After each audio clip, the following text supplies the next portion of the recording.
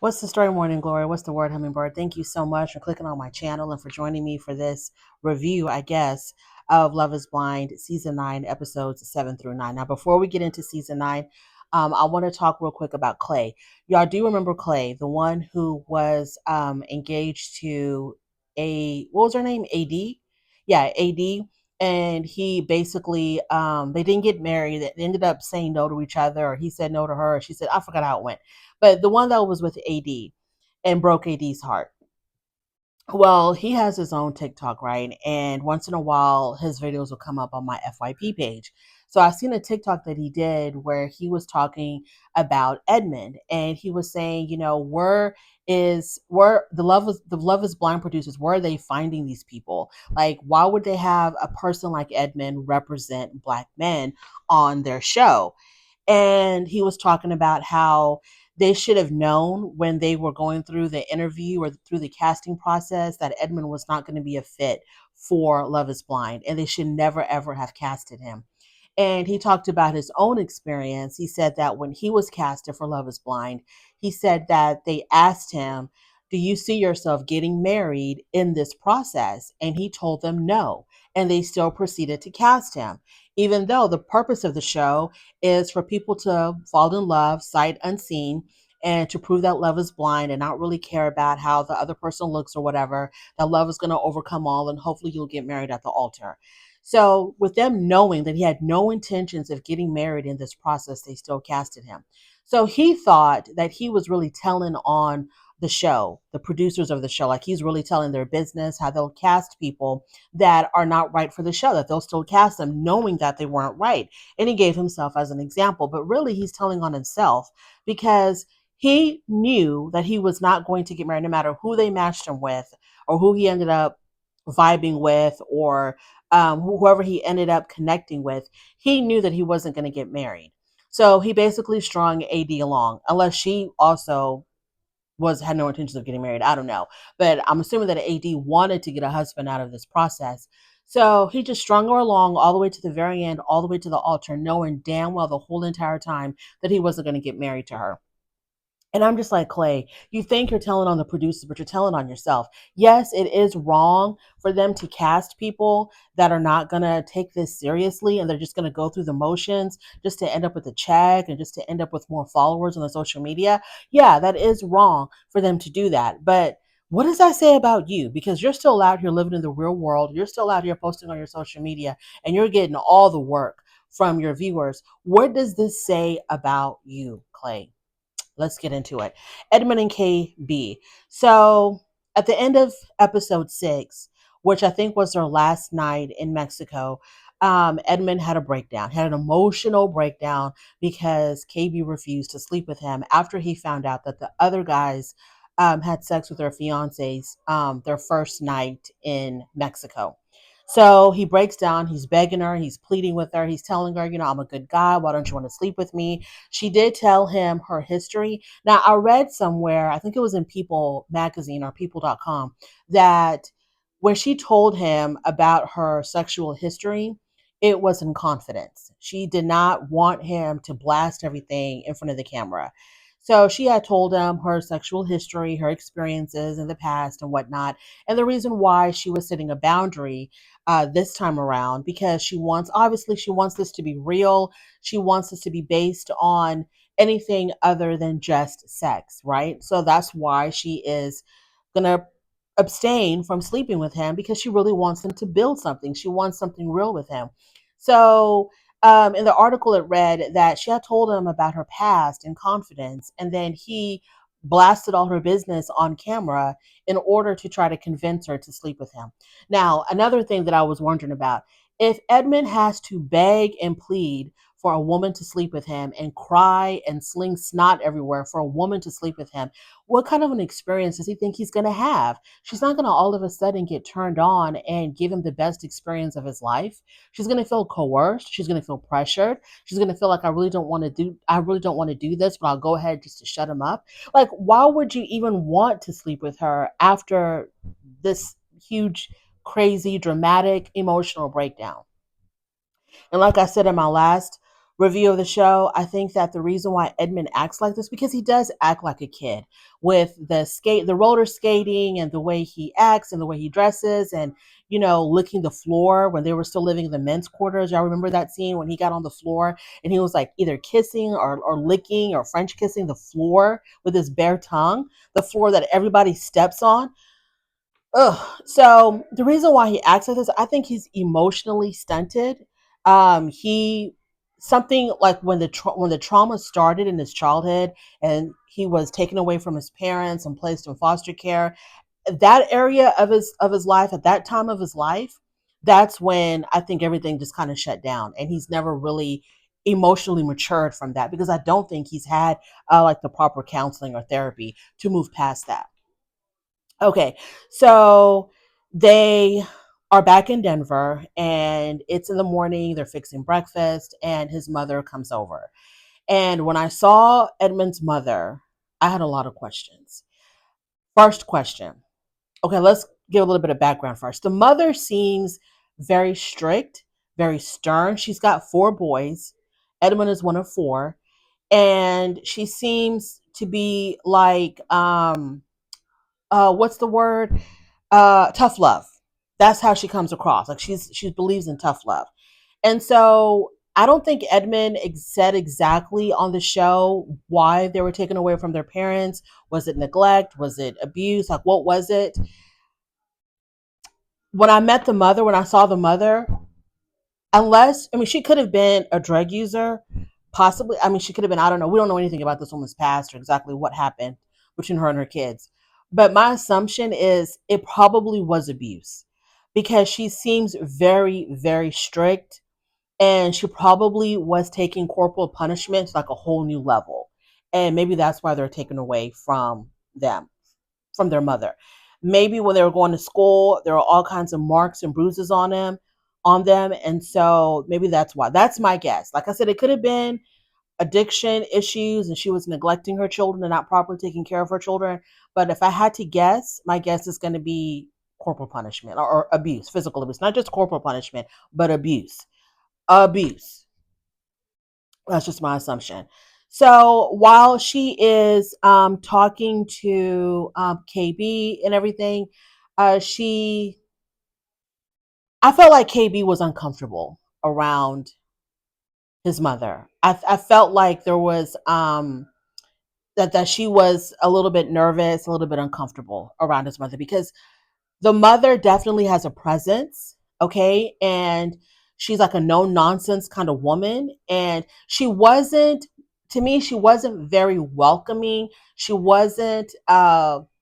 didn't give off the impression of warmth and openness and love and, let me love on you, like, because you're going to be my daughter-in-law. And it didn't give any of that. It gave like drill sergeant almost. It gave like, I'm not going to play with you. I don't care who you are to Edmund. I'm not going to play with you. I'm going to give it to you real and raw. I'm going to tell you exactly how it is. You can leave it or you can take it or leave it. She's very Afrocentric as well. She talks about Ghana. I guess I don't know if she herself is from Ghana or they were able to trace their roots back to Ghana, but she has definitely visited Ghana, and she holds like Ghanaian traditions that she wants to pass on to KB. And because she said that she had a necklace for KB and that she was going to give the necklace to Edmund because Edmund has to give it to her in a certain type of way, I guess to follow some type of uh, Ghanaian Ghanaian tradition or something. I don't know. But she's very Afrocentric, very in touch with her roots. I think she even had on like traditional African clothing as well. It was a lot. When KB stepped out of the room, she was talking to her son and she told her son, yeah, when I looked at her Instagram, I didn't like what I saw. I was not happy with what I saw on her Instagram. So I wonder what kind of pictures KB has on Instagram. If it's anything like what she wore to the mixer, yeah, I can see a mother kind of like having some reservations. But she was like, yeah, I looked at her Instagram. I really didn't care for her when I saw her social media. But now that I've met her, I like her. I like her a lot. So I guess she gave her stamp of approval. And then when KB came back, they were having a conversation about her daughter-in-laws because I guess her other sons are married. And she was having a conversation about her daughter-in-laws and saying that, my daughter-in-laws, when I have conversations with them, they go back and tell my sons what we talked about. And I don't like that.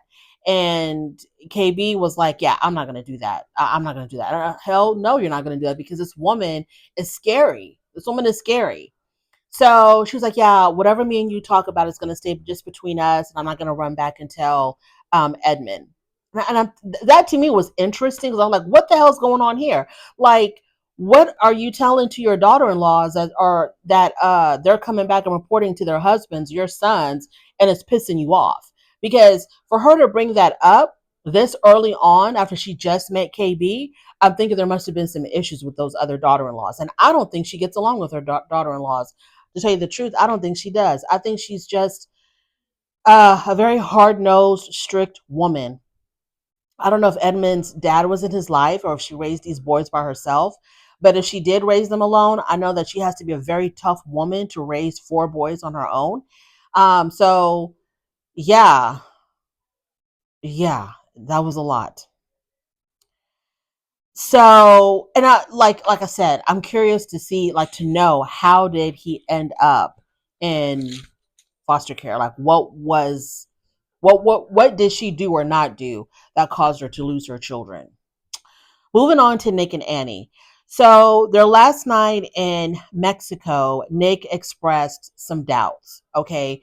So, and he wasn't like, to me, it wasn't as if he's like overly concerned about their future or whatever, but he did express some doubt. And I guess Annie got upset because he was just having a conversation about it.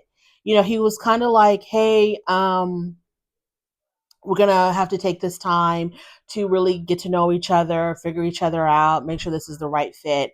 And in her mind, she's like, we've already done that. That was all taken care of in the pods. That's why we're here now. That's why we're engaged, because we've already figured each other out. We've already gotten to know each other. The next step is saying I do at the altar, saying yes at the altar. Like, what are you talking about? We need to take this time to figure things out. So she got really upset about that. And when Annie gets upset, ooh, it's not nice. It's not pretty at all.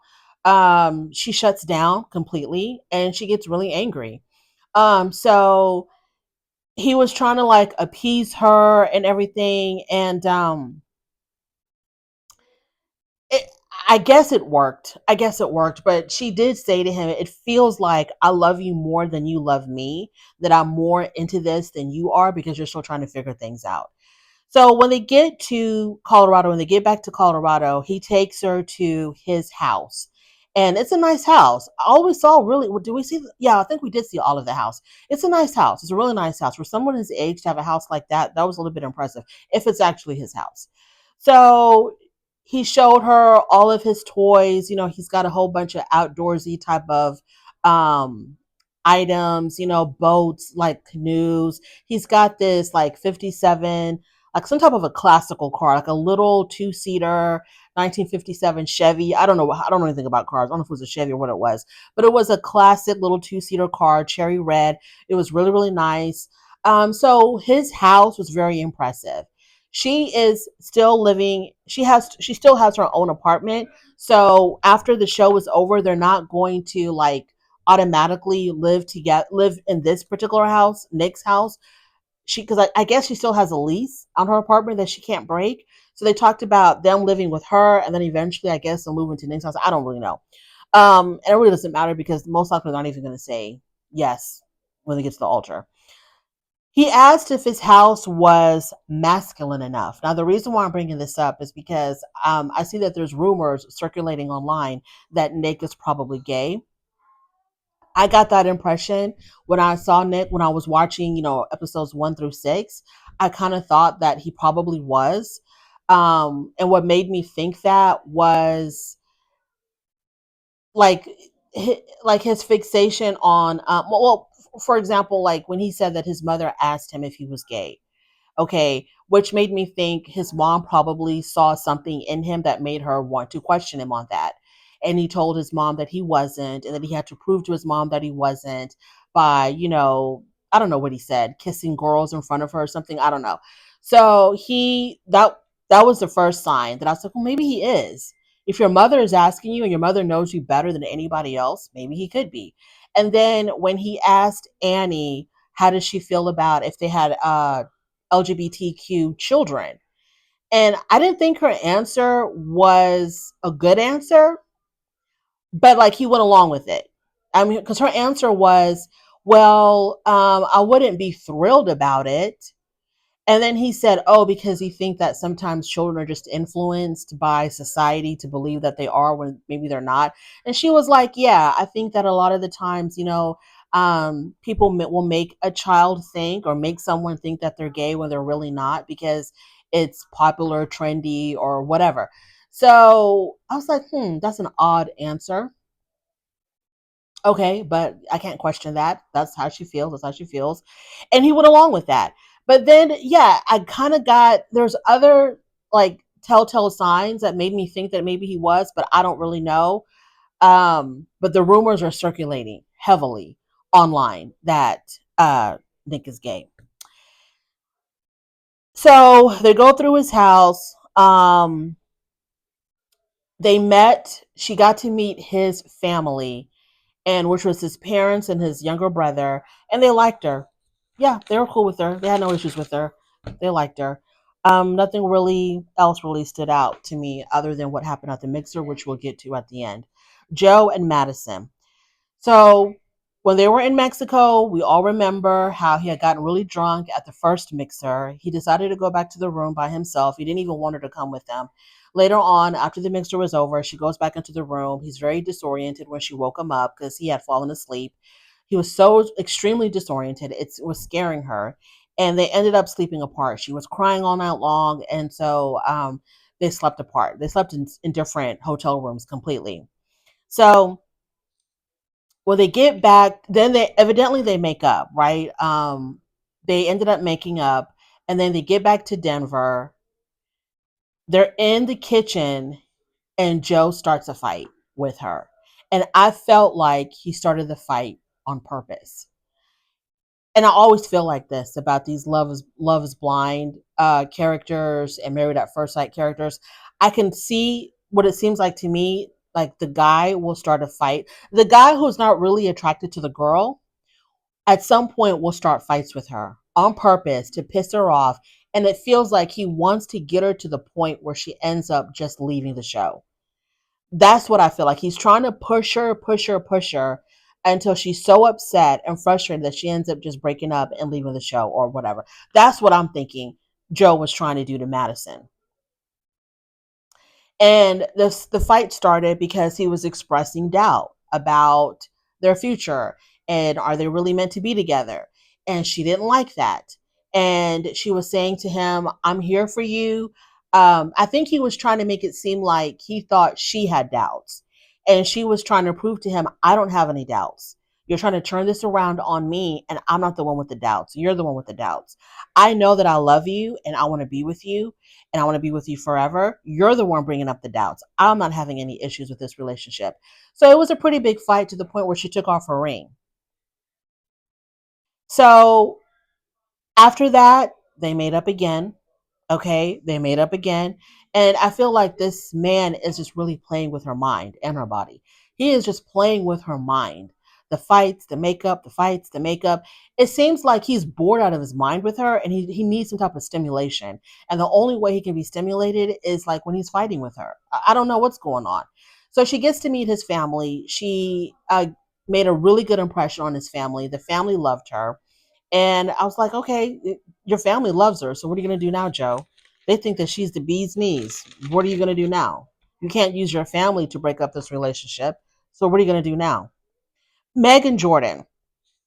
So Meg and Jordan are having a conversation, and she says that she sees herself as motherly. And when I look at Meg, I don't get motherly impressions at all. She does not appear motherly. In fact, she's sort of like the opposite of all of that. She seems a little bit cold and distant. I don't know. I mean, she's loving towards Jordan, but motherly doesn't jump out at me when I look at Meg. Even though she likes sparkles, that's not what jumps out at me. I'm not thinking, "Oh my gosh, she's so warm and motherly." I don't see that in her. And she was having all of these issues about, like, is she going to be good enough for Luca? And she was talking about she wanted to buy him, like, I don't remember exactly how the conversation went. Like, she wanted to buy him expensive toys or something like that. And Jordan was trying to let her know, hey, Luca is not like that. You don't have to do that. He'll be just as happy with dollar store toys. He doesn't need all that fancy, expensive stuff. He's a real chill kid. And she's so worried about her impression about Luca, or on Luca. So they meet Meg's mom and sister, and the sister said that she had a dream, because remember, Meg's father passed away. And the sister said that she had a dream that their father told her that because Luca's son had type 1 diabetes and the father had type 1 diabetes, in her sister's dream, the father tells her this is a sign that Jordan is the one for her, because me and his son have the same type of condition. Okay, possibly, I don't know, because in real life they probably said yes with the altar and they're still together. I don't know. But I felt like, wow, Jordan has a lot of pressure now. He has a lot of pressure. So the mom and sister adore Jordan. They said that he was so different from what she usually dates, and that it was like a breath of fresh air. They liked him. He did a good job. So yeah, that went fine. They gave their blessings for him to go ahead and marry Meg. After that, we see Meg and Jordan looking at houses, because Meg has a home in LA, which made me wonder, if she has a home in LA, what the hell is she doing in Denver? It makes me think that she came to Denver just for this show. Like, she's been trying to get on this show. And that when they ended up in Denver, when the show was going to be filming in Denver, she probably got herself a little place in Denver just to be on the show. So she still has this home in LA that she wants to sell. And I guess Meg, she does something in biomedical care or something. So she evidently makes a whole lot of money, because, but then again, houses in LA are ridiculously expensive compared to houses everywhere else. A little regular home in LA is close to $1 million, where anywhere else it might be like a couple of $100,000, right? So the fact that she has a $1.5 million home in LA really doesn't say much. It could be the size of a shoebox. You know what I'm saying? It really doesn't say much. But she has a house in LA that she wants to sell for 1.5 million. The house that they were looking at, which I don't know if they were serious about this house or it was just for the show, was about 2 million, and it was a huge house, a lot of space. I think it was like 5,000 square feet. And Jordan was intimidated. He was like, first of all, what am I going to do with all this space? I don't need all this space, first of all. And there's no way that I'm going to be able to afford a home like this. And so she tries to calm him down and say, hey, I'm going to sell my home in LA. So we're going to get, half the money from there. And then the other half, or the other remaining portion, we can finance it. And he doesn't have a lot of money. Okay, he's like a regular guy he's a blue collar guy with a regular job, so he doesn't have a lot of money. He's not nowhere near as wealthy as Meg is, or as wealthy as Meg tries to appear to be. So he's sort of like, I'm used to being the provider, and I still want to be the provider. I don't want my woman taking care of me, and paying the mortgage and the house that I live in, and I feel like I'm mooching off of her. So that's what's something that he is definitely struggling with. There's been a lot of talk about Meg as well online, that she's like very hyper focused on money, like she's like money hungry. I don't know if she is or if she isn't. That doesn't really, I mean, money hungry as far, I guess, for herself, but she's not like a gold digger looking for a man with money, because she's very independent. And she seems to not have an issue with taking care of Jordan. Like, she has no issue that she makes more than he does, that she can afford things that he cannot afford.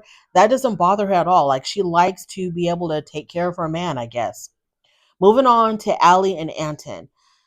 Allie and Anton are in the kitchen having dinner, and they're talking about money. And Anton says that he wants to have like one joint bank account.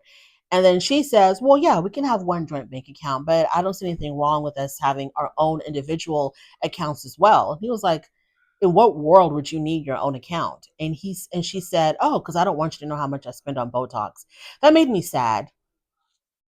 That made me sad, y'all, because I hate seeing young girls already be so addicted to Botox. When I was younger and when I first started hearing about Botox, I always thought it was for, well, I knew that it started off as a migraine medicine, but then it moved into being something for cosmetic purposes. I always thought that Botox was for older women who began to get wrinkles, and the Botox is supposed to straighten that out. But I see girls in their 20s and 30s using Botox, and I'm like, why? Is it to prevent wrinkles? Is that why so many young girls are using Botox? Does it prevent wrinkles? Because it's just really sad to see somebody so young already like addicted to Botox and she can't live without her Botox. But yeah, that's Allie. He suggested that they should get monogrammed sweaters where it says Mr. and Mrs. And she thought that that was corny. And I think that hurt his feelings. They have a different sense of humor. Her sense of humor is they both have dry sense of. He doesn't really have much of a sense of humor. Now that I think about it, Anton doesn't have that much of a sense of humor, but she's constantly giggling. She's got that airy giggle. It's like it sounds like wind chimes, and after you've heard it so many times, it gets very annoying. But she's got that very airy, like wind chimey type of giggle, and she's constantly giggling. I'm assuming she's uncomfortable. Maybe she's a little bit uncomfortable. That's why she's giggling so damn much, but it's getting on my nerves. Then they go out with Anton's friends. For whatever reason, we don't see Anton's family. So he introduces her to, I guess, like his best friend and his best friend's girlfriend. And this was a very weird scene as far as I'm concerned because the friend and his girlfriend have been dating for 4 months, right? So when Allie and the friend go to the bathroom together, I forgot her name, they have a conversation. And the friend tells Allie that they were talking about strippers and strip clubs. I think that it started off talking about the bachelor party. I think Allie mentioned the bachelor party, and she said that she didn't want strippers at the bachelor party. And the friend was like, "Yeah, I don't want strippers there either because I don't want my boyfriend, who is Anton's best friend, I don't want him to be around strippers because him and Anton." They used to go to strip clubs a lot. They used to party together a lot. And Allie was like, well, Anton told me that it was his friend that was really into that crazy partying strip club lifestyle. And the girl was like, no, it was both of them together. They both were living that lifestyle where they were, like constantly going to the strip clubs and drinking a lot and partying really hard. It was both of them, not just my boyfriend. Anton was like that as well. So now Allie's pissed off because Anton gave her the impression that his friend was like that and he was just tagging along. Now that she knows or she thinks that Anton was very much the driving force behind that type of lifestyle, now she's upset because she's like, a man that goes out to strip clubs, I don't know if that's the man for me. What does it matter? If you knew what any of the people that you dated in the past, or if you knew the kind of things that men were into before they settled down, you wouldn't get married at all. You wouldn't get married if you knew half the stuff that these men did before they settled down. You wouldn't want to get married to anybody. Like him going out to strip clubs and drinking, like that to me is like normal young man behavior. I don't know. That wasn't a big deal to me, but it's a big deal to her. And now she's rethinking everything. So they get back to the table and she tells Anton, you're in trouble. You're in trouble. I'll tell you about it later. I was like, what?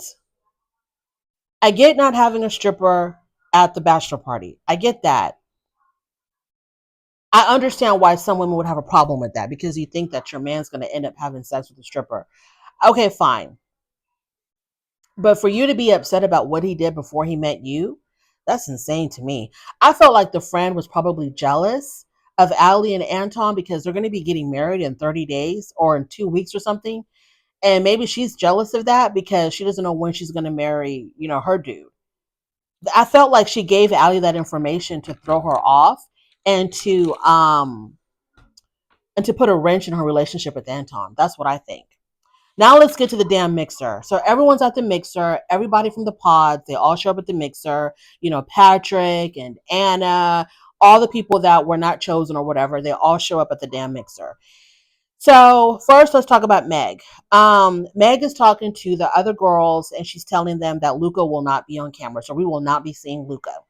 She did meet Luca's mother. Everything went well. They got along really great. No issues there. Allie tells the girls that Anton drinks 1 to 2 beers when he comes home in the morning because he works overnight. And when he comes home in the morning, he'll always have 1 to 2 beers, which I didn't grow up around people drinking. My husband doesn't drink. I don't drink.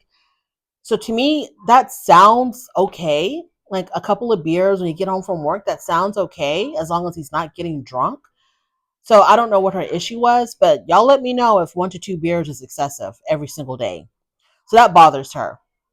Patrick shows up and he tells the guys, he reunites with all of his boys from the men's quarters, and they ask about Casey. And he said that Casey ended up leaving the show, but had promised him or had led him to believe that she wanted to continue dating him outside of the show.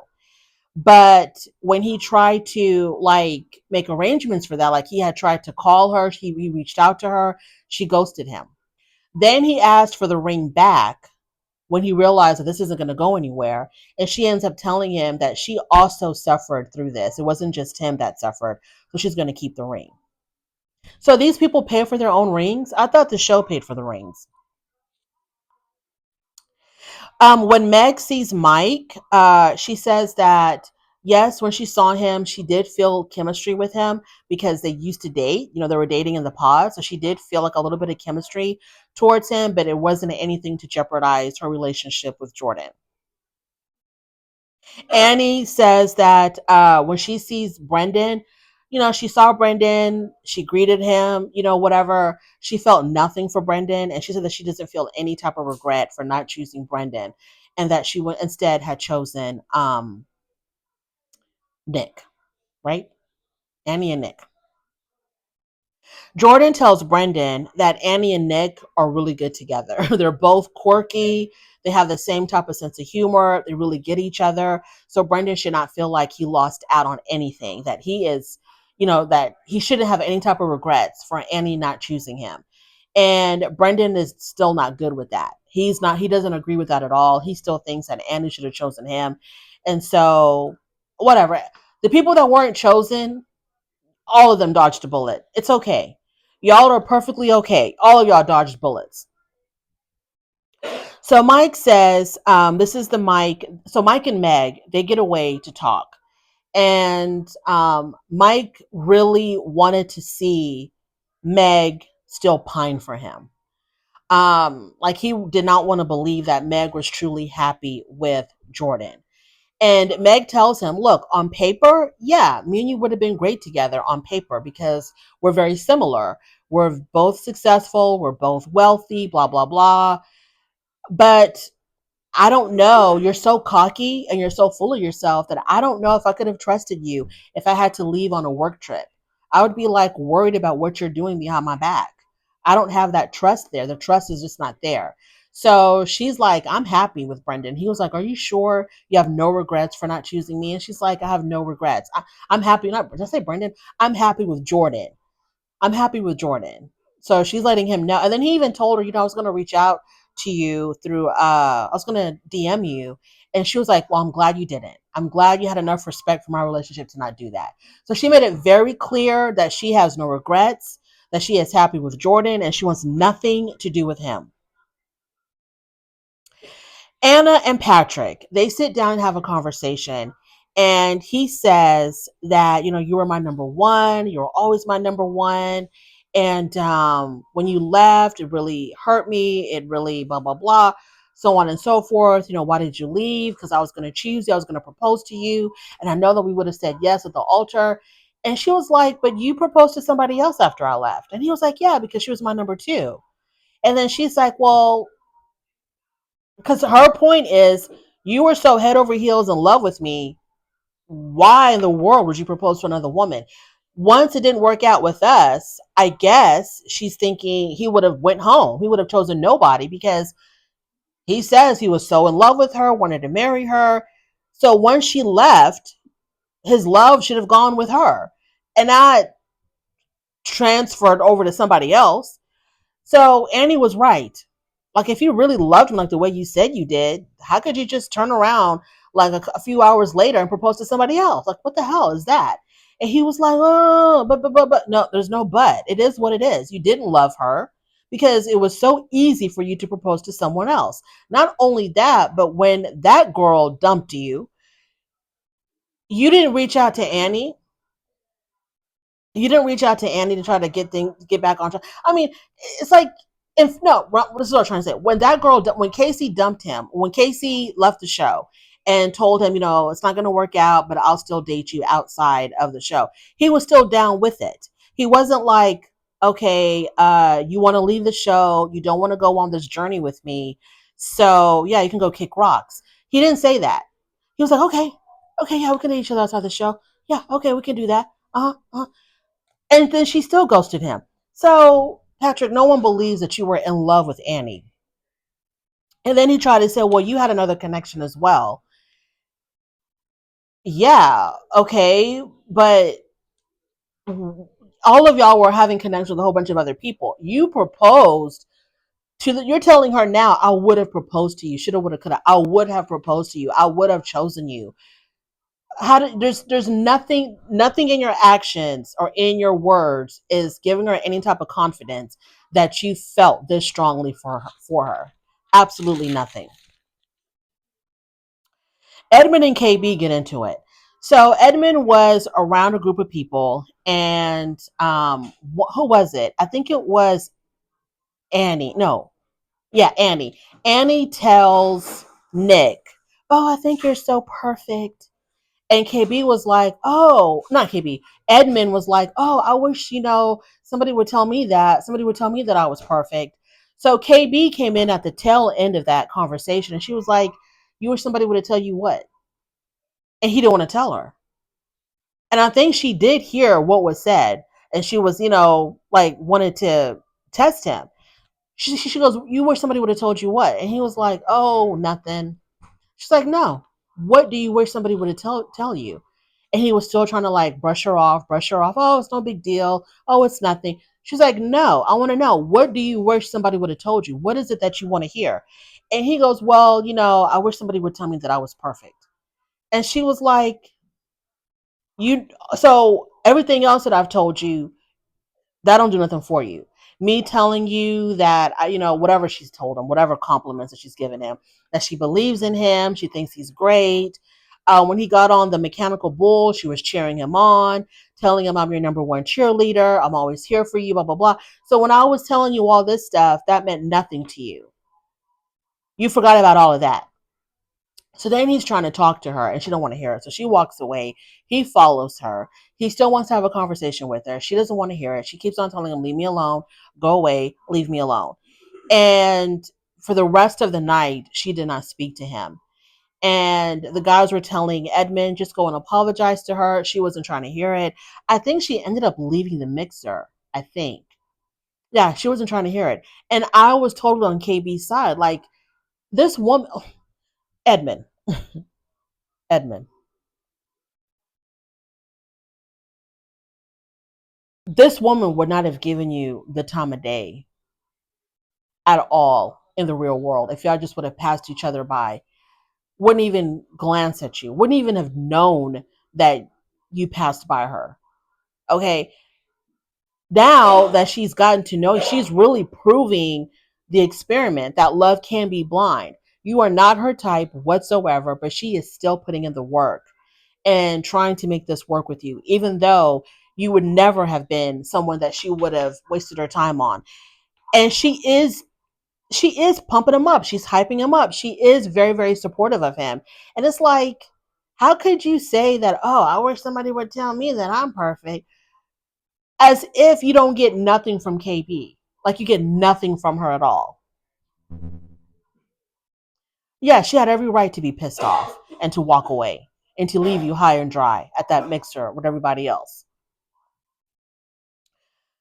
Something happened with Nick and Kate, y'all. I really wasn't clear. So Nick sits down with Kate, apologizes to Kate. Kate questions how Nick can say that he loved her, and then a few hours later turn around and be like, oh yeah, I really don't love you, I love somebody else. Like, how can you do that? Well, that's a stupid question. It's quite obvious. He's just playing a game. This is just a competition to him. He just wants to get to the very end and get the check at the end. That's all Nick is really here for. So, like, y'all can't see this. Y'all can't figure this out. Because if I was Kate, I would have called him out on that. I would have been like, you didn't love nobody. You're just trying to get to the end to get that check at the end. That's all. That's the only thing you're here for. So he apologizes to her. I don't know what the hell happened really between them. Somebody tells Kate, one of the girls tells Kate, well, nobody here likes Nick. We all think that he is a liar. What do they call him? That he's fake and calculated. And Kate was like, oh, yeah, I know. I know. I don't nobody here likes him. And yeah, I know. Nick goes back to Annie and he tries to talk to Annie, and Annie's just, ignoring him. And I didn't understand why. Was she mad that he was talking to Kate? I didn't know why she was mad at him. Why Annie was mad at Nick. I couldn't figure it out. And I rewound it like several times trying to figure out like what happened. Why is she so upset? My only assumption is she was upset that he was talking to Kate. That's my only assumption. I don't know what else could have pissed him off like that. So yeah, that was the end of the 3 episodes. And that's that, y'all.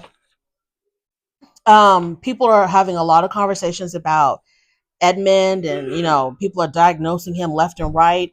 I don't know what's going on with Edmund. Like I said, I think he's a little bit immature. He hasn't matured properly because of the trauma that he went through as a child. His mom is a piece of work, in my opinion. She is a piece of work. And I hope KB is going to be able to handle that woman. Anyway, thank you so much for joining me. I really do appreciate it. On your way out, please don't forget to rate the video. If you like this content, subscribe to my channel, and I'll definitely talk to you later. Bye.